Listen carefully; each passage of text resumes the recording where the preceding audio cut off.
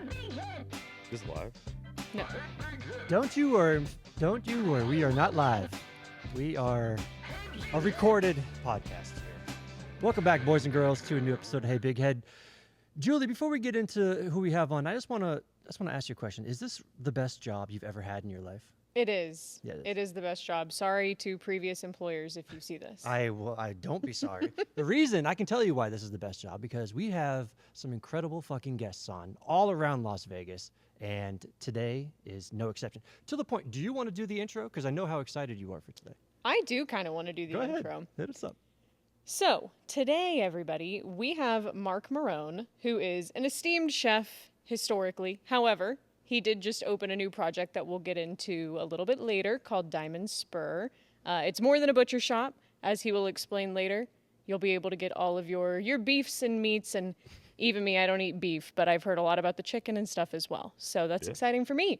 But welcome, Marc Marrone, to the Big Head family. Welcome to the show, Marc. How are you? Good, man. Thank you for having me. Of course. How'd you like that intro, by the way? I loved it. It was great. It was super unprepared. He did not tell me I was doing the intro. Perfect. No, exactly. And that's what makes the episode so good. Exactly. Yeah, thank you so much for being here, man. I know you're a busy guy. I know you're running around doing things, but I appreciate you taking the time to sit down with us.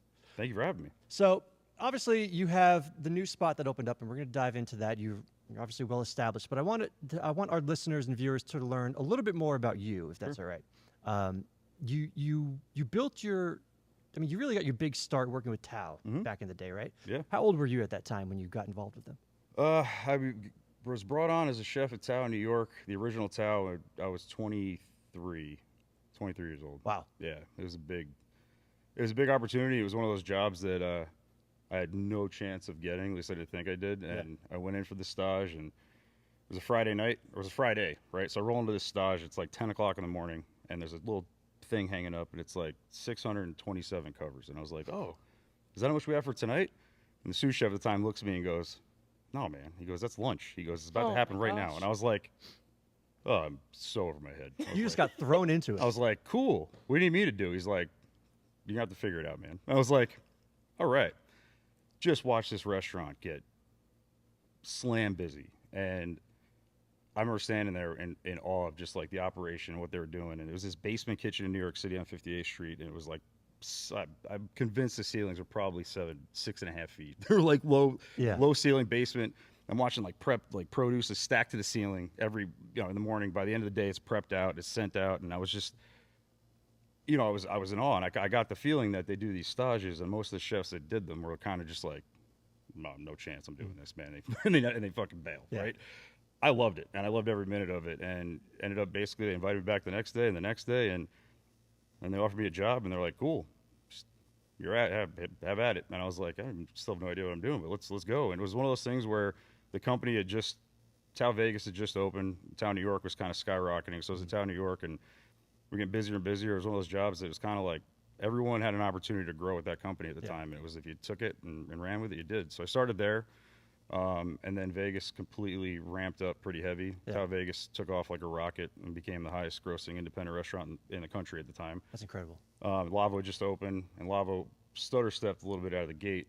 And we were doing some transformations on that. Once that got flipped over to the Italian restaurant you guys all know now, it also took off like a rocket. So next thing you know, I'm out in Vegas. We were going to open LAVO New York, and I got sent out to Vegas to help kind of tighten things up at Tao, get familiar with the LAVO brand, and open up be the chef for the one in New York City. I was like, sounds great.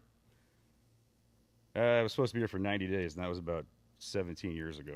So ended up staying here, and going back and forth with them. I wanted to go home, I wanted to do this, and the bigger picture was to make me the corporate chef. So as we were growing, I became the corporate chef. I was 24 at the time. Yeah, it was crazy. That's wild. It was nuts. And it was, I definitely wouldn't be where I'm at today without the opportunities like that these guys had given me early on. They were just like, hey, it was one of those things where they're very much a company early on that was like, if you execute and you do it, I don't care where you came from. Just if you're the right guy for the job or right girl for the job, and have at it. So yeah, it was a unique opportunity. So I did that, and that's what brought me to Vegas. When you came from the Front French Culinary Institute, did they kind of prep you and get you ready for something where you have 600 plus covers, or is that something that you're never prepared for? You never learned in school. No, you're not. And I was working in restaurants before that, and the only reason I even went to do that was I had this stupid idea that I wanted to work on a cruise ship. I don't know why. Everyone said that it was like that was a good money, a good experience. You could travel, and I was like, yeah. And everywhere I looked, you needed like a culinary degree, and I was like, I've been working in restaurants for like 4 years at the five years at the time. I do want to interrupt real quick. I personally have never heard anyone say good things about working on a cruise No, ship. it's terrible. So what got in your head that made that the starting dream for you? You know, it was because I mean, especially now it's been romanticized a lot, but you know, being a chef even back then wasn't like, oh my God, it's so cool. We'll be on TV and do all this cool shit. It was like, it's like a trade. And you're going to try to make a living, and that paid really well, right? So I was like, yeah, great. I need a plan here. Make some good money. I'm 21 and 22 at the time. I'm going to get a job on a cruise ship. Yeah. So I was like, I need a culinary degree. And I was like, but I have other degrees. Like, nope, need a culinary degree. And I was like, oh, fucking God damn it. So I went there, right? And I got referred there by a couple of the chef friends of mine that all went there. And I was like, all right, cool. So I go there. Then immediately realized that I don't want to be on a cruise ship. That's a horrible idea. Mm-hmm. And so I was actually kind of already planning my next steps. And I was actually, crazy enough, I acted probably the only lunatic that took the job at Tao while I was still finishing school. So I would literally go to school until like 6 a.m. until I got out. I'd skip out at like 12:30, go right to the restaurant, work at Tallow to 1 in the morning, try to catch a train home just to be back at school by like 6. So I did that for the last like couple months of culinary school. So I was kind of getting ramped up and ready, and I'm not gonna lie, I took a lot of naps in school. It was a lot of dozing off.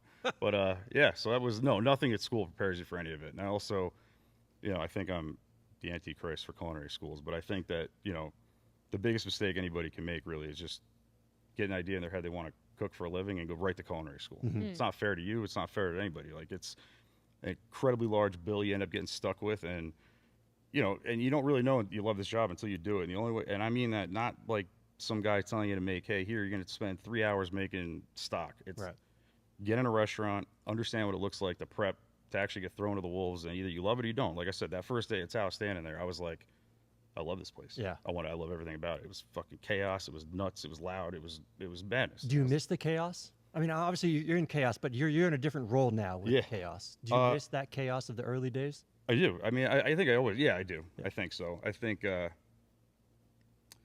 you know, I think about that a lot, you know, especially when I go through different phases of what I'm doing now, and I look back at, you know, going back to a scenario like that, and it's just a very different version of me. And it was a blessing, but also like that was my entire life. Like, when I tell you, like, I made it, that was it. Like, it was 6-7 days a week. I worked my ass off. I'm not complaining, by the way, but it was just that it consumed me, you know. And the only way to be great in a scenario like that is to completely make sure that is your number one priority. And you know, it's a big topic in our culinary world right now, right? Is work-life balance is the famous word now, and I totally appreciate and get it now. I didn't then, and you know, I look back now and missed a lot. Like, you know, I missed the first couple of years of my son being born. That's a big reason why I decided to leave Tao when I did. Was my son had turned 2, and I basically missed. I was in Singapore for the first year, basically, of his life. Wow. That's tough. Yeah, it was hard, but you know, but it's weird. It's like, but I loved that, right? And I realized though, to be great at that, I couldn't be great at both, right? You had to pick one or the other. And, you know, that's kind of what guided my next set of decision making on my career path, was how do I create something special that, you know, is something impactful that I enjoy, but also I can weave, you know, my family into it and make sure there's some semblance of time with my family. As you get older, your priorities change. 100%. I mean, we've had some pretty incredible business owners and chefs on this show, even ones that we haven't, but we know their stories. Very rarely is there somebody who gets to the level that you're at, or even further, and they haven't had a similar history to you. You know, you got to grind, you got to get through it, and sacrifice social time, sacrifice some relationships at times, sacrifice the things that other people would take for granted. But it's, you know, fortunately, it's been working out for you today. But I know it probably didn't seem like that for a while. No, you know, I'm really thankful I got it out of the way early, right? Like, you know, it was I get asked a lot, you know, I'm accomplished a lot at a young age, I guess, right? And, you know, people ask, how do I get started? How do I do that? And, you know, like I said, the only real answer, like my 20s, I wasn't like, you know, hanging out and I mean, I had a good time, but it was all revolved around work. Yeah. It was like, and I made a point right out of the gate, like I wasn't, you know, getting hung over and not going to work the next day. I showed up every day and I worked my ass off. And I think that, you know, getting that out of the way in my early 20s and through my 20s really helped kind of build where I'm at now, to give me that kind of perspective and understanding to really try to create things. But also, as we build new businesses, I try to ensure that we build systems in place that can give the teams an opportunity to have some kind of life outside of work, right? Because again, yes, it got me where I am today, but I do think that, you know, there's a healthier way to get there. You don't seem like the type of person that would brag too much about, you know, the accomplishments. Like you have enough to show that. I'm the type of person that will vocally brag about all my accomplishments over and over again. So just for my own sake, can you humble brag a bit about some of the chefs that you have worked with in the past that are well known today? Yeah, I mean, I was fortunate to do a lot of cool projects. I've done everything from Daniel Ballou to do some projects with Dan Barber. I've worked with, I mean, Jacques Pepin was actually an instructor at my school, who was unbelievable, and I learned an absolute ton from him. Jacques Therese guided the pastry program, so I was fortunate to learn a lot from him. And then, you know, candidly, you know, Ralph Scamardello, who's the chef partner at Tao, was really the one that initially gave me that big shot of like, hey, if you want to do this, I'm going to give you the path to do it, and it's yours to lose. And, you know, I learned a lot, probably the most from him, candidly, about how this industry works, right? And how, you know, again, you know, I think I got the advice really early on that, you know, the biggest in the culinary world specifically, right? It's like, if you show up every day and you work your ass off and you keep your nose clean, for lack of a better word, double pun intended with kitchens, but Triple pun intended. yeah, literally, Yes. you know, and you show up, majority of people in this business will find a way to screw themselves. And I didn't know what that meant. And so I realized, showing up every day and you see guys that come in hot and you're like, oh, this guy's gonna be really good, does something, derails himself somehow, right? And ends up doing something stupid or being someone in their 20s, right? It just happens. But I had this hammered into my head early on. It was like, if you want to be great in this business, this is what you got to do. And I took it to heart, and I didn't have any other way or have any other perspective as to like do it a different way. But every one of those guys, the same ethos was kind of present with all of them. It was a direct commitment to this, right? It's like, to be great at it, that's what you got to give all your effort to. Right. And, you know, again, I think any one of them will tell you the same thing. As you get older and you get more perspective, that it's great, but there's other side of your life there, right, as you get older. But I don't know, I feel hypocritical saying that, though, because I have a hard time giving that advice sometimes, because it's like, I didn't do that. There's no clear-cut answer. You know what I mean? Like, I mean, now, yeah, I try to have balance, but even then I'm guilty of, like, I have to really make sure that, does it have to be me that goes and does it? Or can I empower one of my guys? It's a good opportunity for them to learn something new and them to actually go do it, versus me always jumping on the grenade and be like, oh, I'll go do it. And That's like, well-seasoned and more mature, Mark. Yeah, and it's, believe me, it comes in waves. But when you left Tao, I know you explained why, but what was your mindset? Because my dad, it was not necessarily at the level of Tao Group, but he's also was in the hospitality business and left a pretty big company here in town to do his own thing. And I always like hearing the setbacks he had, the successes he had, and the mindset that he was going through when he was, you know, doing that. And I see a lot of similarities when Julie did the research on you and you talked about leaving Tao. What was going through your mind when you decided to pull the trigger on Tao and leave? So it's funny. I think through, you know, I think everybody has this in their career, right? Where it's like, you get this phases where you're like, I'm going to do my own thing, whether it's your own restaurant, whether it's your own version of whatever business you're in. It's your own podcast. Yeah, your own podcast. And then, you know, you keep working and then something comes up and you're like, holy shit, I thought I knew everything.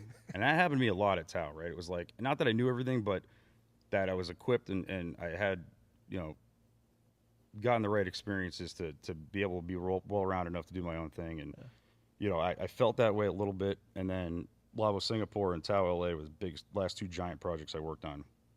And, you know, the Tao LA thing came about, and it was going to be, you know, I'd oversee the opening and construction and development of Tao Los Angeles, the Highlight Room, which was on the roof, Avenue, Lucini, a pizza place, room service for the hotel, the banquets for the hotel. There's a beauty and Essex going in there. And it was basically this one block of like madness, right? And that was like gonna be my project. So I was like, okay, let me see what I think. After that, I realized I was like, holy shit. Now I think I've got some good perspective on stuff. And then right after that, I got the opportunity to go. We signed the deal for LAVO Singapore. So I rolled into Tao LA, learned a ton, opening a hotel with 4 restaurants at the same damn time. Wow. And, just it was madness. One of the coolest experiences I could ever ask for, and being part of that, kind of figuring it out as we went along and getting this thing open. It was a big undertaking, and we had projects going on in New York at the same time too. So the company was truly like, Yeah. bunch of New York team was focusing on one stuff. We were focusing on this. Spread thin. It was great, and I was like, this is cool. I learned a lot. And then, cool. They're like, yeah, you did that. Now you want to open a restaurant on the top of a hotel in another country? I was like, haven't done that yet. So again, another thing to layer in. Going, I really don't know shit. That was like the whole other Singapore thing. at the time? Yeah, so LAVO Singapore was on the roof of the Marina Bay Sands. So that was after Tao LA. I rolled right into opening that. Did you get a chance to actually enjoy Singapore, or were you just Yeah, working the entire actually I did. Thanks to construction delays. So Shout out construction delays. went out there and it's big interview process and mass hiring for the team and all this other stuff. Yeah. And we're supposed to open sometime in early December, and then it just kept getting dragged on, and then it turned into a New Year's Eve opening, which was cool. But so I had this like 2-week period of only train and do so much, and then so at night I would wander around and go to these different hawker stalls and just hang out and cook and eat. And I would actually ask these families if I could cook with them. So I got a lot of really cool experiences hanging out with these random families. And Love that. because all the hawker markets are basically families that run their own little business in these markets, right? So I'd hang out at night. They'd see me over and over again. Eventually I was like, how do you ask you a couple questions and start shooting the shit, learn how to make different stuff, Hainanese chicken and rice, all that. And that was cool. Yeah. And that was a real cultural immersion, because it wasn't like a quick vacation. It was like I was there every day. So it was like a little different getting in the routine of. How long were you there for? A total of 3.5 months. Nice. The longest clip was a month and a half. It was like 6 weeks straight. It was a lot. Love that. It was great. Living in a hotel, it's funny, after like the 3rd week, I'm like, I just want to do my own laundry. I know it sounds, and I hate, anyone that knows me is I fucking hate doing laundry. But I was like, I just want my own shit. And it was like some sense of like, normalcy. Yeah, it was nuts. You walk in, Yeah. and like folds clothes. It's nice for a minute. And then I'm like, I don't want room service. I don't want anything. I just want to make a bagel, and you can't even do that, right? So you just start getting crazy. But it was cool. I mean, and then that was really where, again, whole new set of challenges. Hiring, teams from multiple countries, multiple languages, dealing with a hotel, dealing with our company, the bridging that, the whole thing, procuring products overseas. So that was a pretty cool kind of cap to that. And then, really wanted to the driving force was Madison Square Garden had bought Tao Group out, and at that point, I was kind of on the fence anyway of what I really wanted to accomplish. I was 33 at the time. Nice. 34. And I was like, what do I want to do?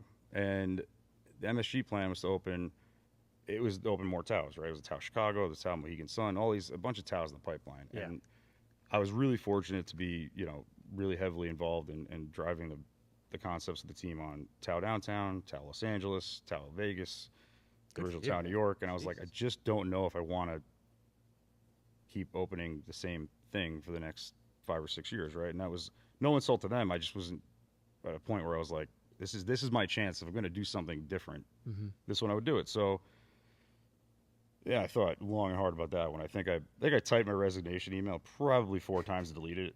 And I was like, what are you doing? You're an idiot. And I had these moments where I'd be like, but now is the time to do it. And, it was one of those things I kind of realized it was like there wasn't ever a right time to do it, right? Yeah. Was I going to do it or not? And so I did put my notice in, and, Were they surprised, or were they just, they kind of understood? oh, they were surprised. Yeah. They understood, but they were surprised. And it was, I've been there since, I've been there forever. It was like, when I started, we Over a had decade. 2 2 restaurants, and when I left, I think it was 39, 40 venues that we had at the time. So it was a lot. Wow. Yeah, it was great. And I just, it was one of those things, and they chatted with me about it. They're like, what do you need, right? Like, is it money? Is this and that? And, anything you could possibly want from an employer when you put your notice in, except for the fact I was like, I think I'm ready to try to do my own thing. Good, man.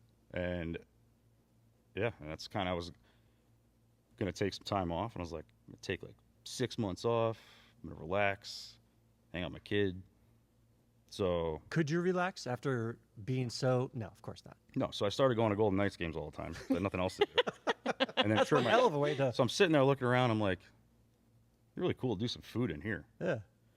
So I'm shooting the shit, and sure as hell I know somebody that knew the global VP down there, and he was like, hey, so I was one Knights game, I'm talking to him, and he's like, you want to put something in here? I was like, yeah, that'd be awesome. He goes, well, come on Monday, but whatever you got lined up, I'm sure you have presentation decks and stuff ready to go. Just, yeah, bring some ideas this Monday, and we'll go through it. I was like, sure. Get in the car. Did you have anything? I had nothing. There goes your weekend. Nothing. Yeah, there goes your weekend plans. So I was like, what would work in a stadium? So I started running through all these ideas, and that's where Graffiti Bao came about. Was that and a few other concepts I had kind of kicked around. So, spent 2 days putting together this deck, branding, everything for it, right? Making but fortunately the Bao ones I had down. I could make those in my sleep. So I was like, all right. So we did all that. And so that was 3 weeks into my 6 months off. And basically they're like, we love it. Yes. I was like, cool. And the playoffs are about to start. So I figured it'd be for next season. Yeah. They're like, we can get you in right before the playoffs. That way you get a couple games in, and then you'll be ready for the playoffs. And I was like, all right. No problem. You just couldn't relax, could you? You No. couldn't just take your time off. No. hang And he was out. like, and they were like, it's not a problem, right? I was like, no. No problem at all. Not at all. That's a problem for future Mark to worry about. Yeah, Not literally. present day Mark. Yeah, future Mark definitely gets the shaft a lot from the other Mark. Mark's like, yeah, you'll be fine later. Yeah, you'll be good. So I round up the troops, and I call everybody that, I'm really fortunate to have a really tight-knit group of guys that worked with me throughout Tao Group. Even to this day, like there's 2 guys that work at Diamond Spur with me. Julio's worked with me for 15 years now. It's crazy when you find somebody in the industry, in that industry especially, Yeah. you find somebody, you really want to stick with them. Kind of like Yeah. actors. Oh, yeah. When the actors get together with other good actors and they have good chemistry, you kind of put them in similar movies in the future. Yeah, you get a trust factor, right? Like Yes. this business is, it's hard enough as it is, and trust is a big thing, and then also understanding each other. So, yeah. So anyway, I rounded up the guys that were all close to me, and my now business partner Todd, I kind of gave. He's really good operations, and he was the president of John Taffer's consulting firm and all this other stuff. So I was like, I got an idea. He's like, all right, cool. So run it through him. He goes, I love it. I'm like, you down to be part of it? He goes, yeah. I was like, cool. We got like 3 days to get ready for this. He's like, awesome.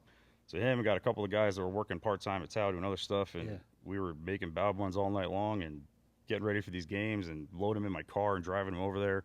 And it was great. It took off like a rocket to the point where, we realized very quickly that we needed a brick and mortar, and, just kept scraping money together. Chugging along. Yeah, and my dad, and a big part of me leaving Tao too is, it's weird. Like, I'm very Italian when it comes to blocking things out of my brain that aren't like healthy. Like my dad passed away in 2019 also, and that's when it was kind of like the final. My dad was one of those guys, a true typical Italian American, right? His dad came over from Italy, did a job he hated to provide for his family. My dad did the same thing, where he had a job that I knew he didn't love it, but it was what he was good at and was able to try to give me an opportunity, right? Sure. To do something. And that was a big part of it, right? When I was just like, man, really not happy at the moment. I really want to do something different. And I was like kind of nervous and afraid. And I was like, that's kind of the final motivating piece where he was like, he wouldn't want me sitting here doing a job I hate. Yeah. That's what he did, right? So that was also kind of another like, all right, let's give it a shot. And I had a little bit of cash from selling his house when he passed away, so I was able to try to Scrape scrounge something every together, inch of that to try to get Graffiti Bao open, the stadiums open. So that's kind of what started it. And like I said, yeah, that was. So I got like 3 weeks off. Congratulations, by the way. Yeah. Who cooked in your family growing up? Everybody, actually. My mother's a really great cook. My father was really good. My nana, though, my Italian grandmother was like, she was it. Like, that was the one that from the time I was a little kid, like, taught me everything. Yeah. It was my job to, stir the sauce. Once I was tall enough to sit on a stool and stir it, I would just get yelled at from the other room. That was Sauce my is job sticking. too. The sauce. I'm like, it's not sticking. Stir it. I could smell it. It's sticking. And I was like sitting there You're burning the sauce. every 5 minutes. And I wasn't allowed to leave the kitchen. Everyone else watching Yankee games, the other room was sitting there. Oh my God, don't screw this up. So good. Mm-hmm. Yeah, so that was and I think that's why I gravitated to this business though, is because that, like, all my memories as a kid of like family and like friends and family, and it all gathered around food, right? So it was like, that was always the easy segue. And also, if my fucking family was a problem, like, oh, we're having a fight, let's make some sandwiches. You had a problem with your aunt, let's sit down and talk about it. Here's some food. It was always like, that was the solution for Yeah. everything, right? So I think subconsciously that's why I kind of got into doing that. And it's just, Family and food, it's incredible what that can do to a person. yeah. With those two factors being such an integral part of your early life, especially, it's amazing what it can do. Yeah, and and it's just, I think by nature,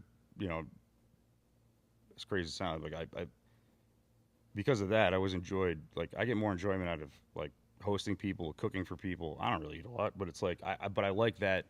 I've always enjoyed doing that, and I saw my family enjoyed it, and it was like such a key piece of what made our family what it was. So, yeah, I think that's why I just was able to. I was like, I do this for a living. This is great. Is your kitchen loud?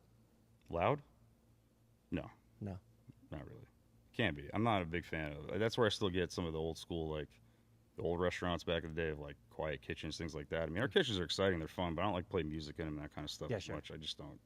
I like being able to hear everybody and talk and communicate. But yeah. Gotcha. So, fast forwarding, we've got Graffiti Bao, VGK, Tao, all of that. Doesn't quite lead us to how you get into horses. I'll give you a bridge version of that one. And So for everybody listening at home, not watching, he is rocking an incredible cowboy hat, ranger hat. What do you my call hat. The whole outfit, down to the whole- shit the whole kickers. I literally was just working a horse this morning, so I'm covered in dirt. Please tell Andrew I'm not making this word up. Oh no, that's a real word. First of all, I would never doubt you. So fast forward through all that COVID. Fucking hate talking about it, but it's a key part of this whole thing. Of course. So COVID happens, right? And Right. the whole world comes to fucking crashing halt. And I had Graffiti Bao was just getting like full steam ahead, and it was busy, and then COVID happens, right? And we got to Right. fucking close. And I'm like, holy shit. I was like, fuck. And I remember they were shutting everything down, and we just got to the point where making money, paying people, we're stable, right? Mm-hmm. I go out, go outside. I felt like I was gonna throw up, and I was like, "Oh God, what am I gonna do?" And all these guys had just left their jobs at Tao to come work with me, right? Yeah. So I'm like, "Oh my God!" I'm like, "All right." So I go inside. I'm like, "Hey guys, here's the deal. Like, I don't know what's gonna happen. Everyone's laying people off." I was like, "I'm happy to whatever you guys want." I was like, "I can lay you off and collect unemployment. I really don't. Whatever's best for you guys." And they're all like, "Yeah, man, we'd really rather not. Like, could we try to? What do we got to do?" And I was like, "Well." It was a good education for them. I was like, here's what it costs to keep the lights on. Here's how much you guys cost. And here's how much the food is. I was like, if we find a way to, by takeout, selling, whatever the hell we got to do, if we can make X amount of dollars a day, we stay open. How many people did you have employed at the time? Shit, 1, 6, 7, 8, 10. Okay. Like 10 or 11 people. And so we did that. So we fought through it, and I kept, man, we found every way from Sunday to fucking try to sell something, man. I got approvals to sell like grocery items. I got approvals to whatever the hell. It's where Gemma, this pizza concept that created came out of. We're making pizza out of a Chinese restaurant for another revenue stream, and it was great. And then I got linked up with a guy from Skinny Fats and partnered on him with some stuff and did some projects in Salt Lake City. Some projects here in Vegas, and that kind of really got the team employed and got projects moving, opened up some really cool concepts in Salt Lake City, helped kind of get Skinny Fats, or to the point of we're focusing on franchising, and that partnership didn't run it ran its course in a really negative way. So I ended up stepping away from that disaster and was back to figuring out what the hell I wanted to do. I was fortunate enough. I'd always done when I was at Tao. We opened Dream. Tao did all the food and beverage for Dream Downtown and other Dream hotels. And then when I left Tao, I was also brought on as their corporate development chef. So I was doing all the restaurant concepting for them after I left Tao. Sure. Hyatt bought Dream Hotel during this whole issue I was out with my partner. So all of a sudden there was an opportunity where they created this position for me of like global head of concept and culinary development for their lifestyle portfolio. Which was good because I was in a real shit spot. I was like, I had to leave that situation or ride potentially bad problems were going, right? It was just not good. So I left, but I left everything on the table. So I had nothing. And I was like, all right. So I took this, I was fortunate enough I had this thing with Hyatt to do some consulting with them and keep that moving while I kind of figured out what I was going to do next. You took a gamble, man. That's a huge risk. Yeah, it was Wow. yeah, it was nuts. And but I knew that I'd do something to keep moving forward while I figured out what my next plan would be. But needless to say, it put me in a really horrendous headspace. Like probably the worst I've ever felt. I really told a lot of people about that, but yeah, it was not good. And at the time, a friend of mine was starting a Equine Therapy program for veterans of PTSD, and he'd asked me, since I had the time, I was like, "We need help with." I was thinking more on the business structuring side of helping with the business side, maybe meal planning for the program, etc. But I was like, let me, let's flush it out. Like, before we bring all these veterans on, like, why don't you run me through the program first, right? Like, let's test it out on me.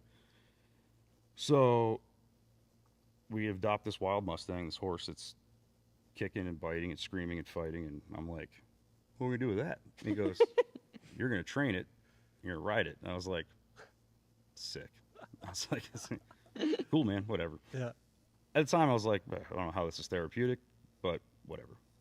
And I learned very quickly how therapeutic it is and how amazing, learning the amount of internal work you have to do on yourself to be able to put yourself in a headspace for a wild horse to want to even give you the time of day.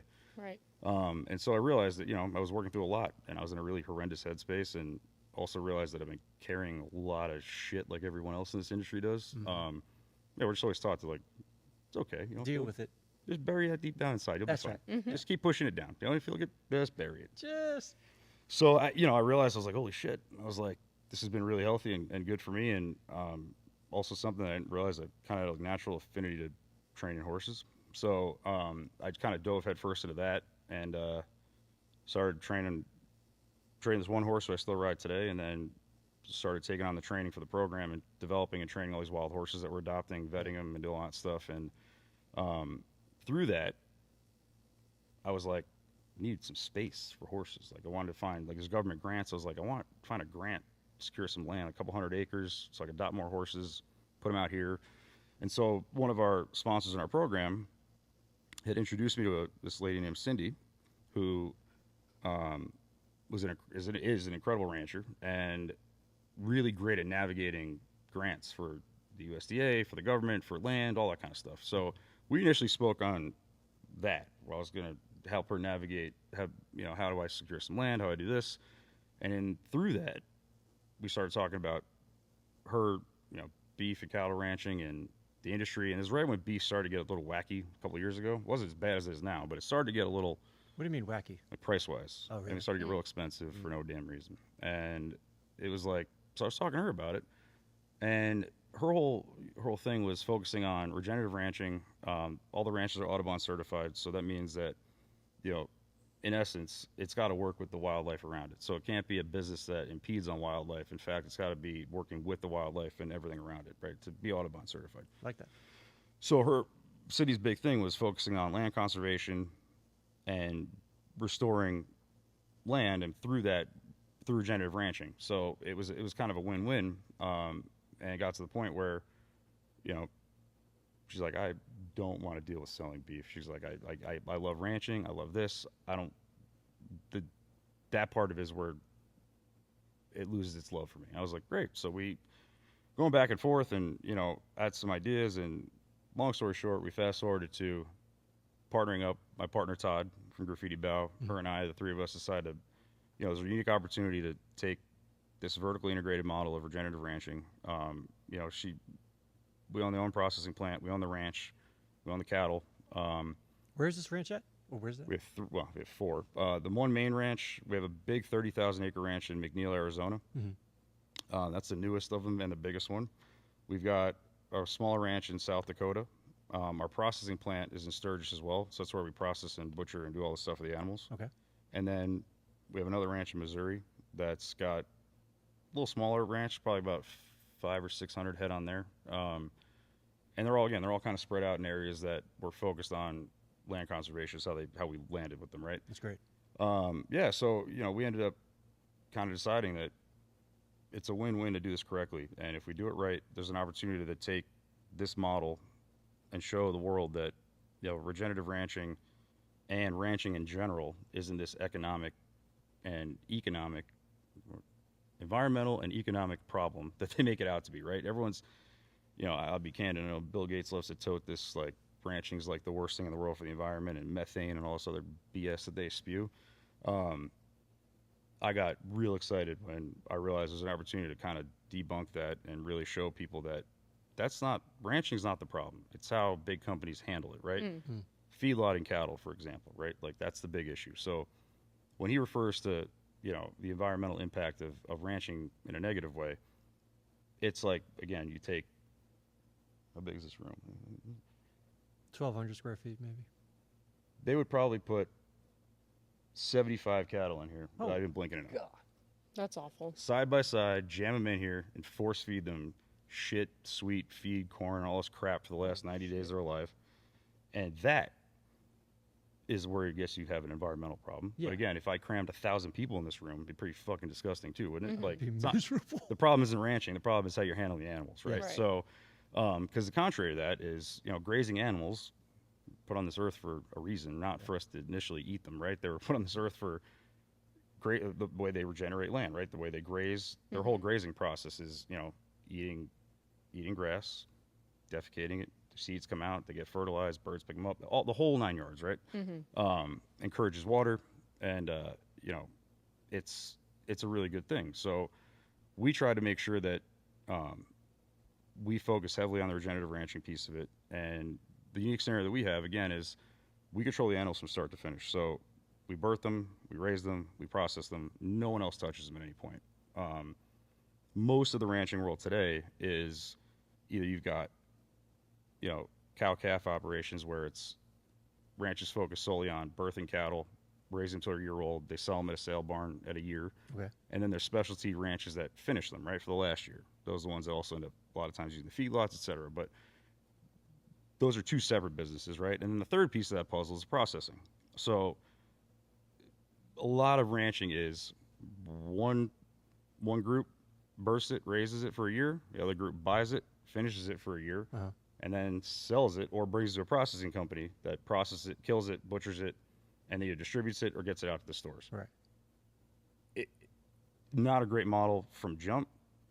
And now you throw in any kind of economical bump, it gets compounded as it works its way up. And that's not even that third guy in the chain, that processing plant and distributor, that broker rather, that is still goes from them to then it goes to, your U.S. Foods, your Cisco's, and then it goes to the restaurant, right? So, or goes to a grocery store. So now all of a sudden, theoretically, there's some cattle that have passed through five, six different companies before that beef gets to you. Yeah.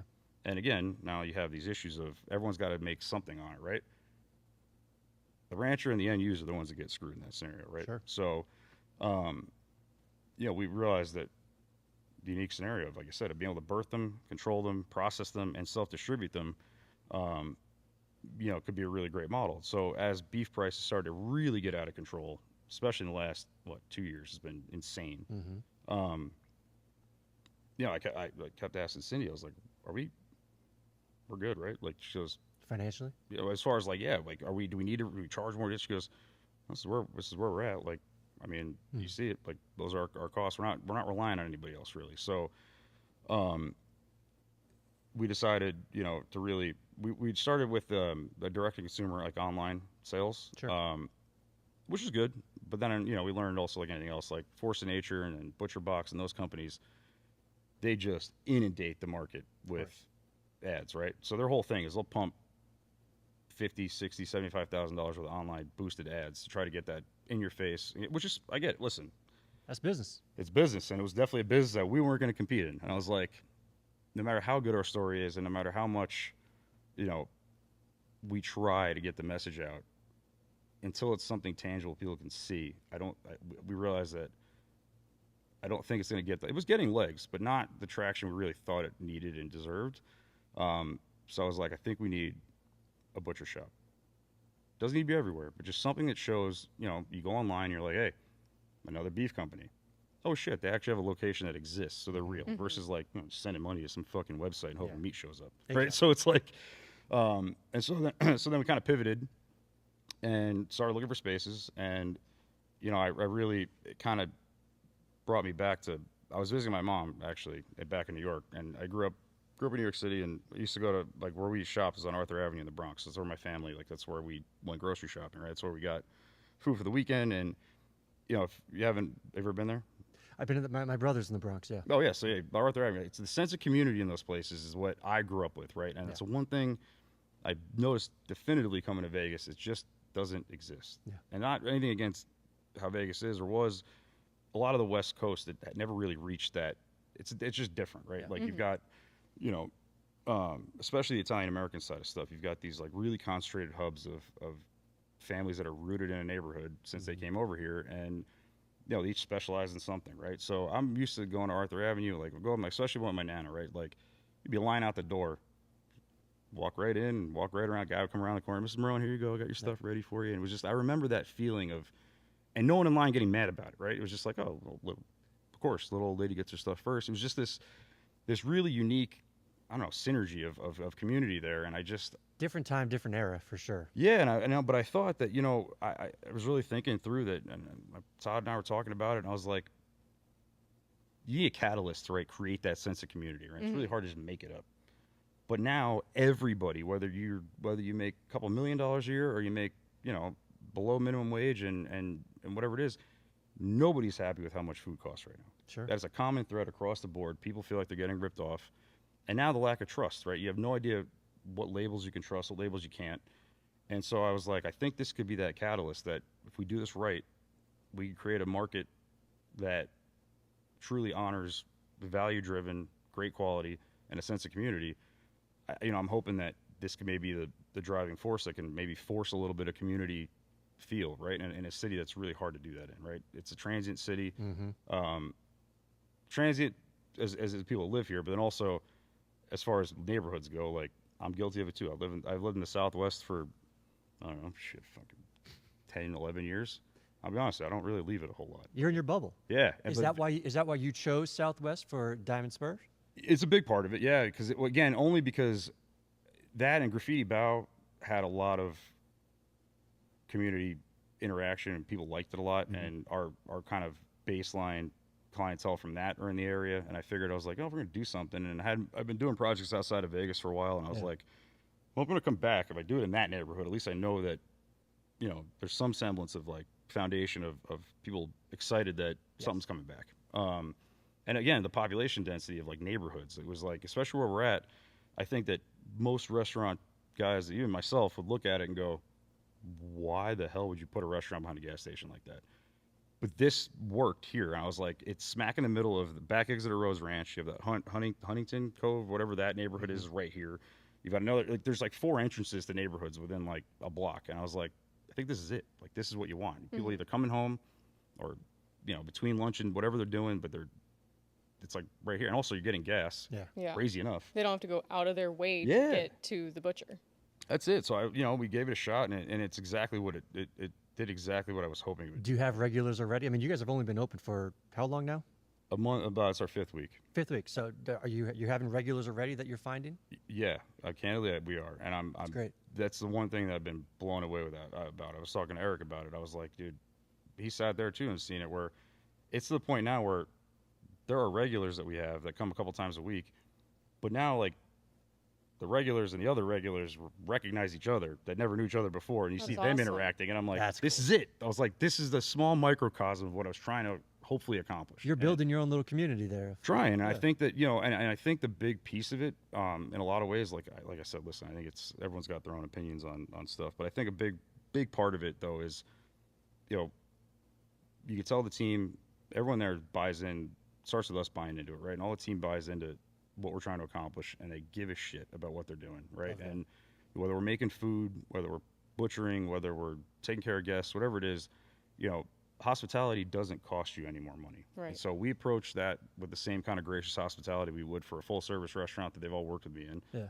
But take that same care, you know, that same, you know, customer service, same quality, attention to detail and food, and just give it a great price point. I think we could build something. And I think that's what it is. I think it's, you know, like I said, I think you get people coming here a few times a week. And really for me, a big part of it was I coached my son's baseball team. Nice. And, you know, kind of hit me too before we opened this. I'm like watching these families, man, and I'm like, how the hell? Like I have one kid. I go to the grocery store and I'm like, fuck. Yeah. Mm-hmm. I'm like, some of these families have 4 or 5 kids that, It's a lot of mouths to feed. especially the 4 or 5 boys that just eat, right? Yeah. Like I'm like, and again, like it doesn't matter how much money you make. It's Yeah. a lot of money at the grocery store. Sure. And the worst part is, now I'm looking at these kids. I'm like, and you're overpaying for shit that you don't even know what's in it. Like, Mhm. I'll be candid, commodity beef is not a good thing, and I'm not like, I'm not blowing smoke up anybody's ass or trying to tell you anything you don't already know, but Sorry. it's not Layman's terms, commodity beef is just like what you can get at the grocery store Yeah. type thing. boxed beef, big box beef they call it in the grocery stores, right? And it's the bare minimum it costs to get the fattest, biggest animal, Some big box beef. fast fucking fast feed. When you, like again, when you put it like that, it sounds awful. it's what it It's is. not a bad nickname though. I mean, you think here's a perspective for you, right? You go to the grocery store and you see like that counter, right? And it's Sure. like Yeah. that fucking 45 ribeyes packed up, right? Mm-hmm. At least, right? 45 ribeyes, 45 strips, like 100 fillets. Give you perspective. One cow, one steer, right, that we butchered. You only get 2 rib racks out of them. You only get 2 fillet tenderloins out of them. You get 2 New York strips out of them that you can maybe cut depending how big you want to make them. But call it, I don't know, on the low side, 20 New York strips if you're really cutting them thin out of one cattle. You look in fucking butcher case and there's 100 of them in there. Yeah. There's 150 animals to put half that stuff out, and people don't think of it that way, right? So the scale in which that they produce these animals and for the price they do it at it's just not good, right? The way they raise the feedlot, why we're very anti-feedlot. We get asked a lot, there's no hormones or no antibiotics in our cattle. Like, they don't need them. Yeah. Like, what about vaccines? I was like, well, vaccinate them either because we don't need to. They live out on pasture. They have room. Their feet are dry. They're healthy. They don't need all that stuff. You need antibiotics when you jam them into a room next to each other. They're force-fed. They're standing in their own filth. That's where they get sick. And they're also, that sweet corn finished beef that everyone loves. Mhm. They're not supposed to eat corn. It's not good for them. So you end up with more health ailments and other issues. Hence why they preemptively dope them up with antibiotics. They give them hormones. They give them everything to get through that, right? And like I said, I don't. Well, Want to keep- congratulations. You've ruined big box beef for me. So Yeah, and again, job well done. and you know You'll what? see him at the butcher. and for me, and it's not. And listen, I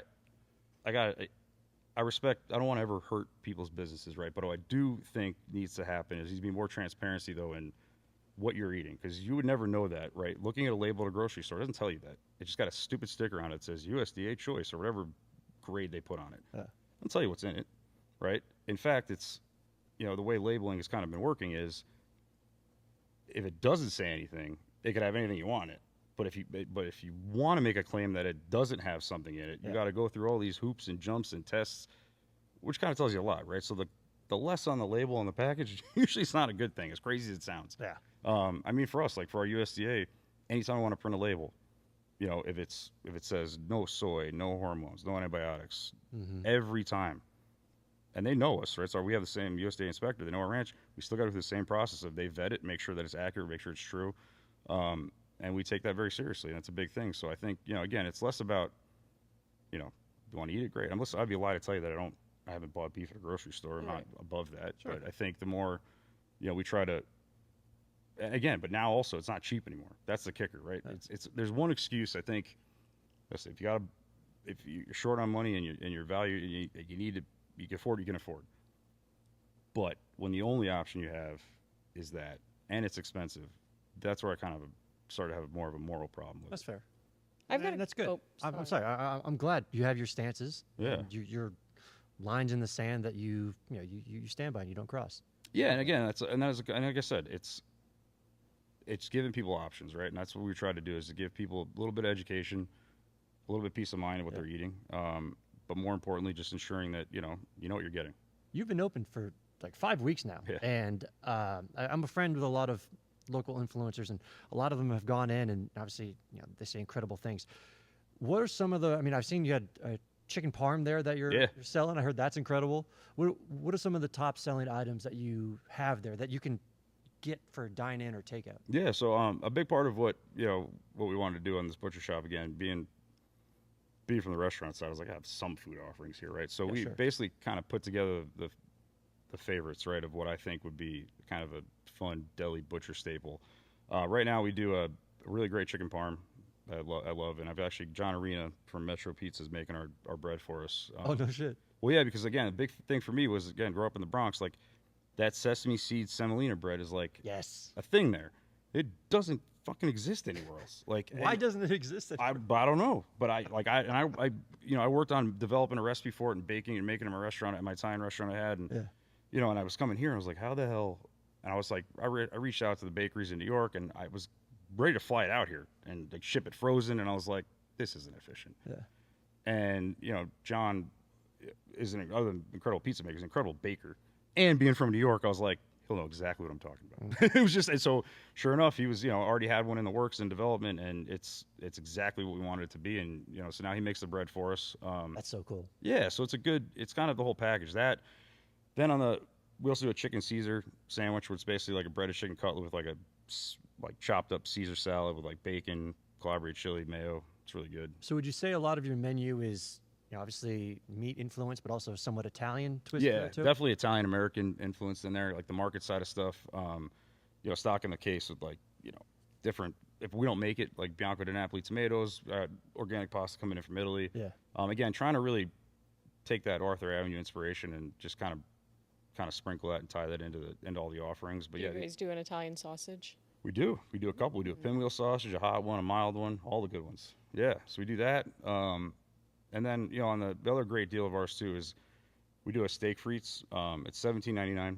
I really can't really. It's a beat good that. price. Yeah, that was that, and that's the idea, right? Because again, we can. It's just Right. I'm buying from anybody else. So $17.99 comes over a beef tallow, and all our fries are fried in our own beef tallow. Yeah. What's the deal with that? Why is the beef tallow so important to fry everything? Well, they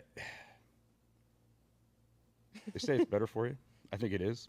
I'd be candid with you. It's definitely a lot cleaner. Ours is straight rendered right from the animal, so there's no additives in it. It's like solid as a block when we bring it into the shop and melt it down. But it's like real, straight up, clean beef tallow. I don't think I've ever had. Does it taste different? Oh yeah. Okay. You remember McDonald's when we were like way back in the day? She's a youngin, but yes. I knew he was going to comment on that. My bad. I just aged myself here. You remember French fries I back remember, in the day? yes. I remember when they had. I remember them as early as 05. Oh yeah, no, they already got sued by them.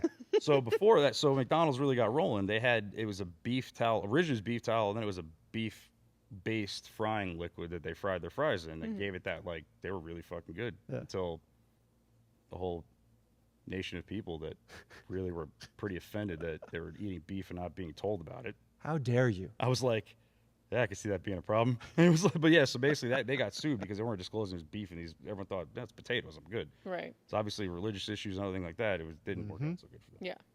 The good old days. And they haven't tasted the same since. But so for us, it definitely adds for me again, it reminds me of those old school drive-in burger hot dog places. They have that unique, just old diner classic French fry smell to them. I don't know how to Yeah.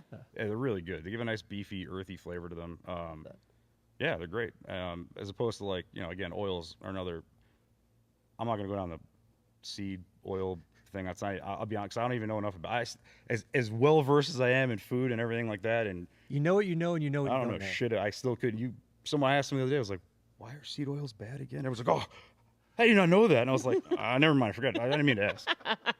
Fuck. I was like sesame seed oil. They're like, "No, it's the other oils that heat." I was like, "I'm good, man. No problem. I just Mark, want you." you've just offended me. How dare you? Yes. I don't know anything about it, so I don't pretend to. But I do know beef tallow is good and clean, and it doesn't have all the mix of other shit that other oils have in it. So, but yeah. So I think it's good. All right, do me a favor. I'm at home. I cook at home a lot. Sometimes I just cook for myself. I like cooking steaks. And I like cooking steaks in a variety of ways. Can you give me your way of cooking the perfect steak or the Marc Marrone steak? Yeah. So it depends. I mean, kind of depends what it is. But if I'm at home, Let's say ribeye. straight up inside, if you got a ripping hot cast iron skillet, I like to first thing to do, especially depending where you get your steak from, and in general, right? If you're gonna cook it, open it up, dry it up, pat dry it with a towel, and leave it in your refrigerator uncovered for a couple hours. Let it get that skin's the wrong word because people get weirded out. It's not. It just tightens up. If you know what I mean, right? It gets We can handle it. yeah. Skin. it just gets tight, right? It doesn't, like, the moisture's gone. It looks dry. That's what you want, because the only way you get a good crust on beef is it's got to be dry. Hence why, like, the major appeal for dry aged beef, right, is other than the concentration of flavor, what the unique thing that it gets is a really good crust when you cook it, right? Because it's got a lot of moisture taken out. Because when beef hits something hot, it releases a bunch of moisture. That doesn't go so good with trying to sear something and then keeping it rare or medium rare, right? So dry the shit out of it. And then there's like two schools of thought. People like, I hate the word dry brine because it's not the right word. Okay. But when people season the shit out of something and let it sit for a couple hours and then cook it, that's one way. What do you do? Right before you cook it to season it, because again, there's like if you season it and even wait like 5 minutes, you'll notice that moisture starts to come out. Same problem. You go to fucking cook it and it steams out. What do you season it with? I just salt and pepper, man. If I'm doing a ribeye, it'd be salt, pepper, garlic, clove, shallot, some herbs, and then basically a knob of butter. But salt and pepper it, sear it off in that pan. After you flip it the second time, knob of butter, garlic, shallot, a little rosemary, thyme, and just butter baste the shit out of it until it's done. But in a cast iron, I get that good crust on it. That's good. That's all I would do. How long do you let it rest for after? It depends how hungry you are. He doesn't. He picks it up I and just just eat it. bites Just it. fucking like, You're a true man. Yeah, I mean, theoretically, man's like, man. let it rest, what, like 10 minutes, it'll be good, but I just fucking whack it up and eat it. If I gotta worry about plating it up for somebody and making it look pretty, I'm just gonna eat it. Yeah. Candid. Give me that steak and give me some beef tallow fries. Yeah, man, I'm all that's in, it. baby. Yeah, I make that at home a lot. Yeah. I was making it at home a lot before we opened here. Are you behind the line a lot at Diamond Spur, or not so much anymore? Are you more behind Yeah, the office? no, if I'm there, I'm always. Yeah. The place is again, candidly, it's busy as shit. I know. It's been good. So it's definitely one of those things where, there's always something to do. So if I'm there, I'm usually doing something. Love that. Yeah. Is the busyness and I assume some stress that you experience at Diamond Spur similar to what you had prior, or is it like a different vibe? I got to tell you, it feels like it does feel like a different vibe, because I think that it's not so stressful for the team in a way of like, they're all enjoying it, because it's this sense of, again, if you haven't been there, it's a big open, it's like a butcher shop, right? Yeah. So like behind the counter, there's the counter guy and then the kitchen. So it's not like they're hidden anywhere. So like the cooks are just as involved and engaged with guests as the counter guy is. So as of now, we're getting really great feedback. You can tell the vibe in there is fun. They're part of the action. So it's definitely unique in that sense. Where typically, in the kitchen, you're even in an open kitchen, you got to kind of be on like your best behavior. Sure. And it's just different, right? And I think in this scenario, it's just such a blatant like communal situation in the back of house and with the guests that the cooks are all having a good time. They're busy, but they're enjoying it. You're also seeing the direct feedback from people. Yeah. And also the flip side is they could see everyone working. Mm-hmm. And so I've noticed that this is hands down, I don't know, knock on wood here, but really the most understanding kind of patient clientele guest group, because you can see it, right? Unless you're, got your own set of problems and issues, but generally, like, you see a bunch of people working their ass off, you're not going to be like, where's my food? And you're like, clearly you're doing something. I'm going to let you do your thing. And again, it's like, but that working hard and being thankful and appreciative of the guests and, going out of our way to really make sure that, there's a sense of community there and that there's something wrong, we could see it. That's the other part of it too, where, it gives the opportunity for the kitchen guys to get ahead of that. They're like, we're all getting, I'm like, that person looks like they either need something or they're not happy. And sure enough, it's like, okay, get a spoon, or they're like, oh, this is over, whatever it is, right? And it gives a chance to really fix it too. Yeah. Have you had 600 covers for lunch yet? I'm not gonna lie to you, I think we've had some days where I've no shit, man. There was 225 transactions, so Oh my gosh. it was a lot, man. That's a lot. Wild. Yeah, it was Wild. nuts. Julie has a question she wanted to ask you about. Julie, go ahead. So, upon doing the research for you, right, obviously I read tons of articles and watched tons of interviews. Just so you know, I like to tell people that I might know more about you currently than you remember. You probably do. I don't remember a lot. Previously, though, you've listed these as 5 things that you wish someone had told you when you were younger. Oh shit, I remember this interview. I Here forgot we what go. I said, but I remember. Was that the Huffington Post one? I don't remember what website. Yeah, no, I remember. Don't ask me my sources. No, that's cool. What did I say? You're asking too many questions, Mark. We're the ones asking the questions here. You're going to be your own worst critic. You're not going to know it all. You're not going to please everyone. Be patient. Don't try to rush things. And enjoy the ride. Holy shit, man! That's what you told yourself. Deep. That's Do you want to change anything or actually, add anything? I don't think I would have gave you that same answer now. That was really well thought out. Shout out to past Mark. See? You don't even have one new one? No. What's something you've learned even just through Diamond Spur? I don't know. Those all kind of check a lot of those boxes. That was good. Pretty well said. It's a good list. Young I must have Mark just got knew my his shit. ass whooped at some point. It was probably after opening You were Tallow like, or something like that. I'm not going to please everybody. No one's going to be happy. He was in his I hate everything. That's what it really probably said. I was like, I suck. This is the worst job ever. I suck at this. And no one's going to tell you you're doing a good job. Well, what do you think younger Mark would say to you now if he saw what you were doing? Because I'm sure you didn't foresee this pattern. Tell me to get back to Mark. work. Stage Get Mark. back to Probably work. tell me to get back to work. You say, what are you doing on a podcast? Exactly. What the fuck are you sitting What the hell are there? you doing Got sitting here shit to for do? an hour? You have an hour to sit there now? Must be nice. That's what probably what I'd say to myself. I don't know. I think, I got to say, I think I'd be pretty surprised, candidly, where I'm at. But I think, I don't think I would have seen that coming. But I do think it was, but even following what I said there, finding a way to achieve, success in this business by also, taking care of yourself a little bit. I think it'd be I think I'd be relieved that I found a way to at least, Balance. go down that path. Yeah. Not there yet. I mean, I don't think I'll ever really be there, but at least I have You headed in that direction. head in that direction. I think it'd be pretty ecstatic. That's awesome. Well, I'll tell you what. I tell you what I like about. There are a lot of things I like about you. This is the first time we've met, and I'm learning a lot more about you today. I like the fact that even during the pandemic time, where you had those 10 or so employees, they were all like, listen, I understand the situation. You were transparent with them. You were straightforward with them. And that says a lot about your leadership and your management skills and having them see your vision as well. And then even today with Diamond Spur, the team you have, how they're all bought in, especially today. Yeah. Like I am, don't get me wrong, I am so fortunate with the team that I have because they're just as bought in as they exceeded my expectations. In this day and age, as hard as it is to find people like that, maybe younger, that still have that hunger, it's tremendous. And the fact that you have that, and the fact that you're able to still have great networks and great connections, and you're working with other local businesses with your bread and everything like that. Like you're doing a great fucking job, dude. And I think it's awesome, man. Thank you. I know it's not an easy industry, clearly, but No. I'm sure you wouldn't trade it for the world. No, I wouldn't. And I think that that team I have there is definitely the reason why I would definitely would be successful without them. But I think a big part of it too is where try to frame it up where it's I feel like old man now. I'm like at that age where Ralph and the Tao guys were giving me the opportunity to take something and run with it, and I think I'm trying to really empower them so they own something, right? They were like, hey, pushing them and trying to drive a lot of the success of the business and the experiences through them versus me diving in and going, I'm going to set all this shit up and do it myself. Yeah. I'm like, hey guys, look, why don't you take a stab at setting that up? Here's how I would do it. Try this. And I think that you're absolutely right. In this day and age, it's been, especially after COVID, right? A lot of it's like trying to make people are throwing a lot of money around at everybody because it's impossible to get staff, right? Mm-hmm. And I think what's happening, a lot of people in our industry are learning that money's great. Like, let's be honest, but if you're not fulfilled, especially in what we do, hospitality it's great if it's for you, but it's got to be more fulfilling than just money, because otherwise there's a million other jobs you can go do.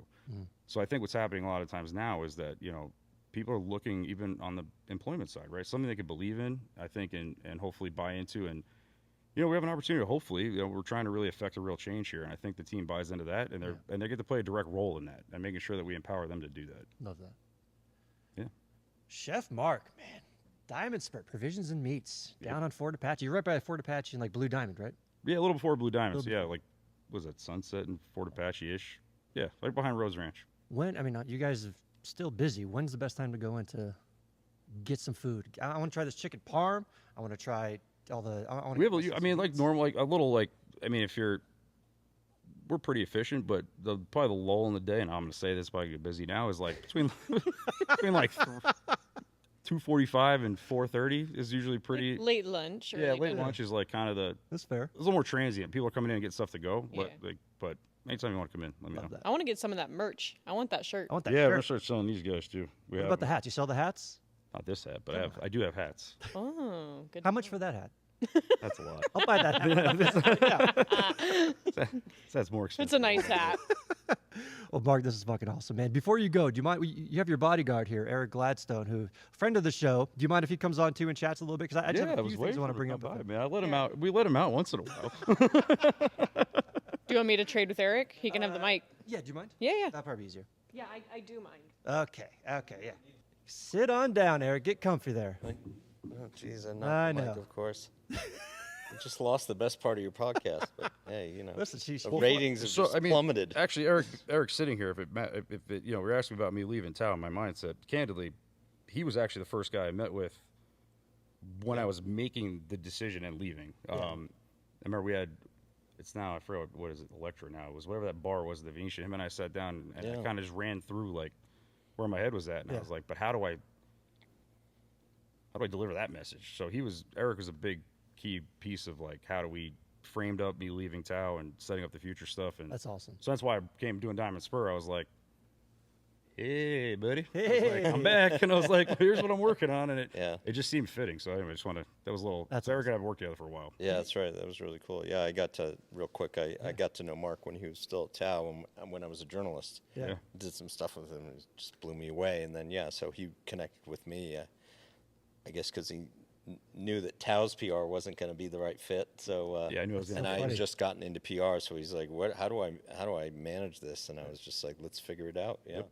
You know what's so funny is just starting this podcast a little over a year ago, I've tried to get a hand on some people that are decision makers in town and people that know people and all that stuff. So I knew of Eric. I didn't know the impact he's had and currently has in the Vegas scene. Just the rumors. Just the rumors, of course, the good and the bad.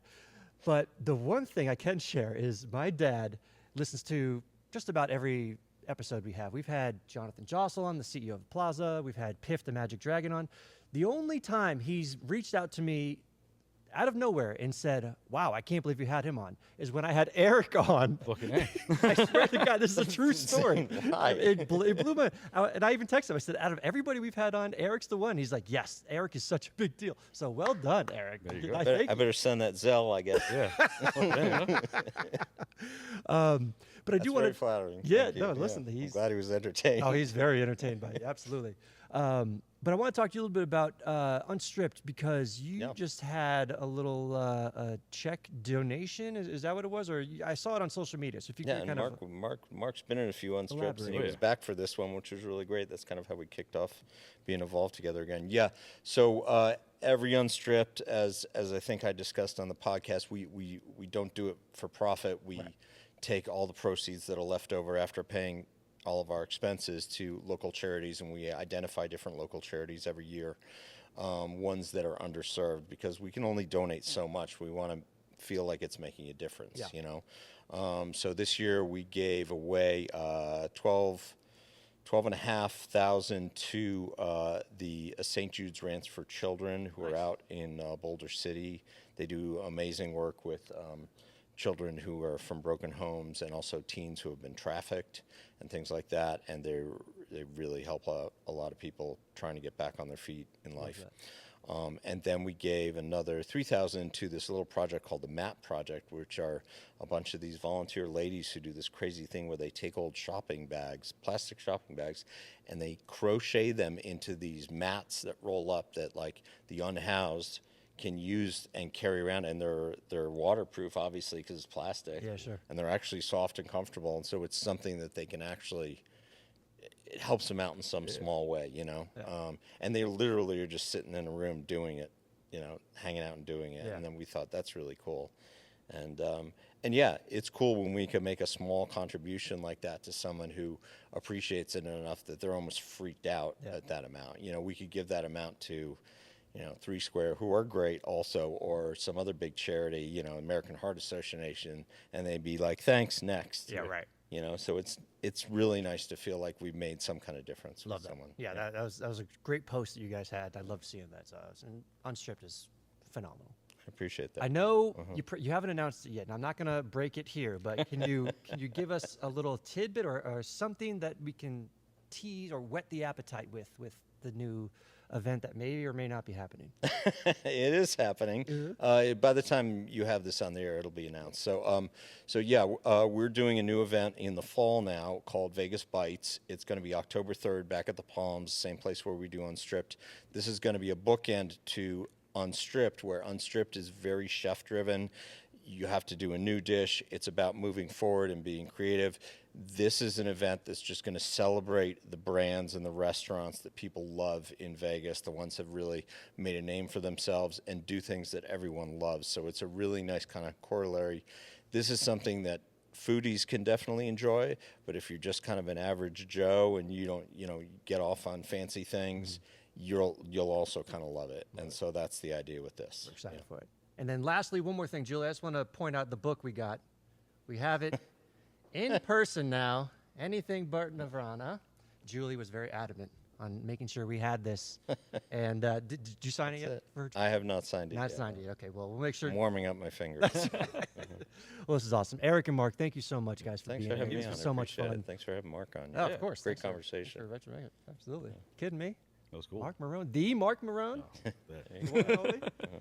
Oh, this is fun. Well, definitely check out all of everything going on. There's so much going on in this episode. It was so much going on. We had Diamond Spur going on. We have the upcoming event coming on. We have Anything But Nirvana. We got tons of stuff. I'm excited. Catch new episodes each week on HeyBigHead.com. We'll see you guys next time.